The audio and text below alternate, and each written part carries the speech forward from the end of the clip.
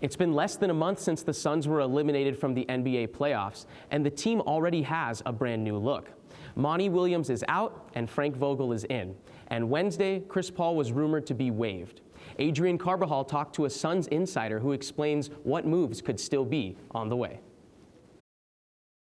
I'm here with Gerald Bourguet. So, Gerald, what do you think of the new Suns hiring decisions at the coaching position with hopefully Frank Vogel and then David Fizdale and Kevin Young still staying on the staff?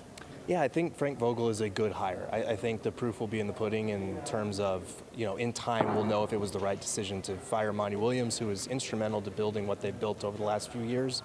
But Vogel is a great coach. He's a very defensive-minded coach, and he's won a championship, which no one in Suns history who's coached this team has ever won a title, which is kind of baffling to think about. Do you think DeAndre Ayton will be a Sun this time next season, or it's at the start of training camp? That's a great question. I do think, heading into the offseason, he was kind of the one guy that you look at and say he's got trade value, he's a contract that you can bring in a couple of role players and maybe enhance your depth if you trade him and bring in a starting caliber center who does maybe 80% of what he does.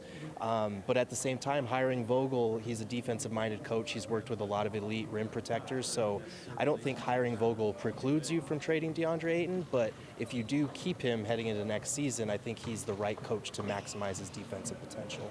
And what do you think the ceiling is for the Suns next season? Championship or bust? I think you're pretty much there for as long as Devin Booker and Kevin Durant are healthy and on the court together. And even after Kevin Durant, I think as long as you have Devin Booker, your goal should be to compete for championships. It's what Matt Ishbia has said his goal is.